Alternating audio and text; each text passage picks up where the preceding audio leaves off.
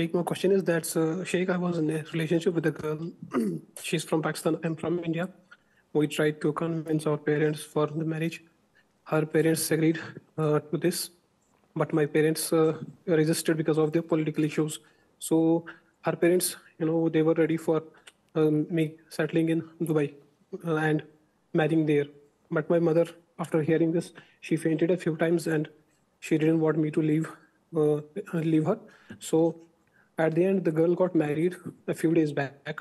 Sheikh, I had promised her that I would marry her, but since I couldn't keep the promise, am I sinful for not keeping the promise? And will Allah, held me accountable on the day of judgment because of this sin, or I did the right thing for being my mother?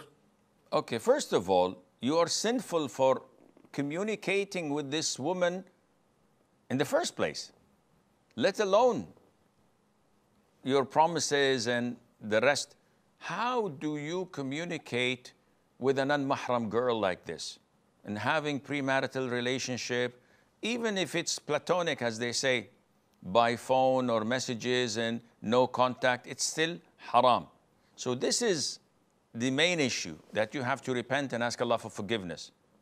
As for your promise, no, you're not sinful for that, because such a promise is not binding. If she was proposed to by someone who's far richer and more handsome and more religious than you, she would have chosen him in a heartbeat, which she actually did. So don't engage yourself with trivial issues which shaitan is messing up with your head, and leave the core of the issue, which is your lifestyle and how you were engaged in a haram relationship that was not permissible for you in the first place.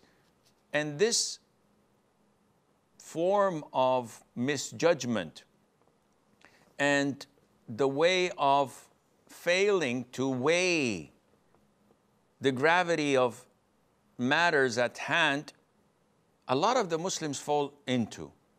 They tend to think of trivial things and ignore the major things, like those in Hajj season who came to Abdullah ibn Umar from Iraq, asking him about the ruling of the blood of a mosquito on the hand of a muhrim. Someone is in the state in the ihram and he kills a mosquito.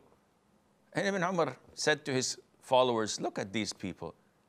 They killed Al-Hussein ibn Ali, may Allah be pleased with him and with his father, the grandson of the Prophet ﷺ, and shed his blood, and now they're asking about the blood of a mosquito for a muhrim. Or that person who came to the Shaykh asking him about the ruling on aborting his child out of wedlock. So his girlfriend is pregnant and he wants to abort the pregnancy.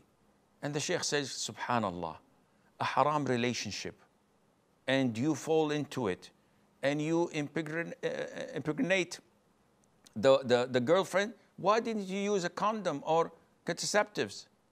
And the man says, because they told me it's haram. Subhanallah, using condoms is haram, but falling into zina and making her pregnant is halal. So this form of imbalance in measuring issues like this, a lot of the Muslims fall into. May Allah protect us all.